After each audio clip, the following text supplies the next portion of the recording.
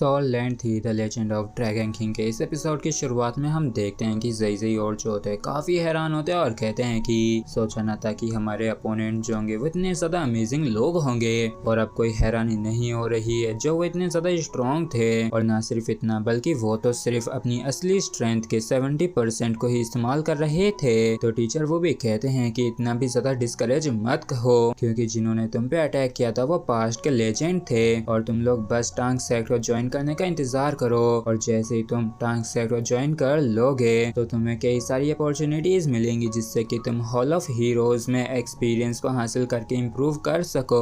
तो टांग वुलिन भी कहता है कि टीचर वो मेरा सपना हमेशा से ही टांग सेक्ट को ज्वाइन करने का था तो मैं तो हर हाल में ज्वाइन करूंगा। तो इस चीज को सुन के ज़ई जो होता है ये भी कहता है कि मैं भी इसे ज्वाइन करना चाहता हूँ। तो टीचर वो कहते हैं कि तुम्हें अपने इस डिसीजन को लेके जल्दबाजी नहीं करनी चाहिए और तुम लोग अभी सबसे पहले लौट के जाके अपनी अपनी फैमिली से बात कर सकते हो। तो ज़ई कहता है कि मुझे इसकी कोई जरूरत नहीं है क्योंकि मैं किसी भी तरीके से इस अपॉर्चुनिटी को तो गंवाना नहीं चाहूंगा और टीचर वो मैं सच में टांग सेक्ट को ज्वाइन करना चाहता हूँ और मुझे अपने ऊपर पूरा विश्वास है कि मैं अपनी फैमिली को कन्विंस कर सकता हूँ। लेकिन तभी अचानक से गुई ज्योति खड़ी हो जाती है और कहती है कि टीचर वो मुझे माफ कर दीजिए। टांग वुलिन ज़ई तुम दोनों भी मुझे माफ करना लेकिन मैं टांग सेक्ट को ज्वाइन नहीं कर पाऊंगी। तो इस चीज को सुन के टांग वुलिन भी चौंक जाता है और कहता है कि गुई आखिर ऐसा क्यों, ये तो टांग सेक्ट है। तो गुई भी कहती है कि मैं पहले से ही एक ऑर्गेनाइजेशन को ज्वाइन कर चुकी हूँ तो टांग सेक्ट जो है मुझे सूट नहीं करेगा।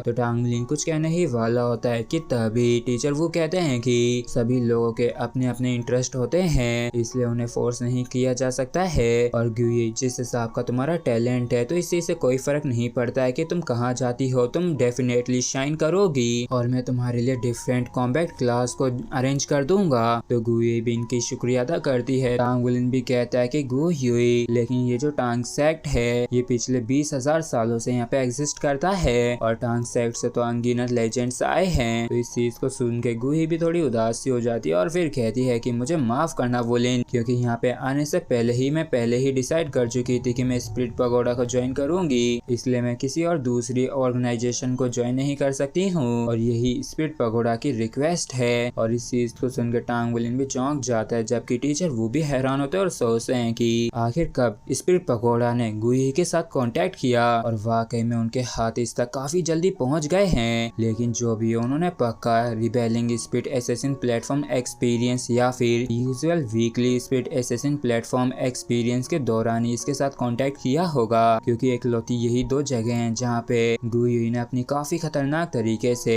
ग्रेट स्ट्रेंथ और पोटेंशियल का प्रदर्शन किया है वो भी किसी भी एवरेज पर्सन से कहीं ज्यादा। और यहाँ तक कि टांग वुलिन और ज़ई की भी तुलना इसके साथ नहीं की जा सकती है और वैसे तो इस चीज पे कोई भी डाउट नहीं है लेकिन आखिर स्पिरिट पगोडा इतनी बड़ी कीमत चुकाने के लिए क्यों तैयार हो गया, बस इससे यही प्रॉमिस लेने के लिए कि ये उन्हें ज्वाइन करेगी। और फिर ये कहते हैं कि गुई ने जो भी कहा वो एकदम सही है क्योंकि चाहे टांग सेक्ट हो या फिर स्पिरिट पगोडा ये जो इस तरह के टॉप मेनलैंड ऑर्गेनाइजेशंस हैं ये कुछ ऐसा है जिसे सिर्फ एक बार ही चूज किया जा सकता है क्योंकि अगर तुम लोग टांग सेक्ट को चूज करते हो तो तुम लोग स्पिरिट पगोडा को चूज नहीं कर सकते हो और अगर तुम टांग सेक्ट से विड्रॉ करना चाहोगे तो तुम लोगों को हर एक वो चीज लौटानी पड़ेगी जो कि तुम्हें टांग सेक्ट से मिली है फिर वो चाहे कल्टीवेशन टेक्निक से क्यों ना हो। इसलिए तुम्हें काफी केयरफुली सोचना पड़ेगा जिसके बाद तुम लोग दोबारा से अपने डिसीजन के बारे में बता सकते हो। जबकि सब टांग वुलिन जो होता है गुई से कुछ कहने ही वाला होता है कि गुई तभी इसके थोबड़े पे चिपका देती है और ये कहती है कि बेवकूफ आखिर तुम किस चीज को लेके इतना हिचकिचा रहे हो, टांग सेक्ट को ज्वाइन करना था तुम्हारा सपना था ना। तो टांग वुलिन भी चांटा खाने के बाद समझदारी आ जाती है और कहता है कि आखिर कौन हिचकिचा रहा है, मैं तो बस यह सोच रहा हूँ कि आखिर तुमने कैसे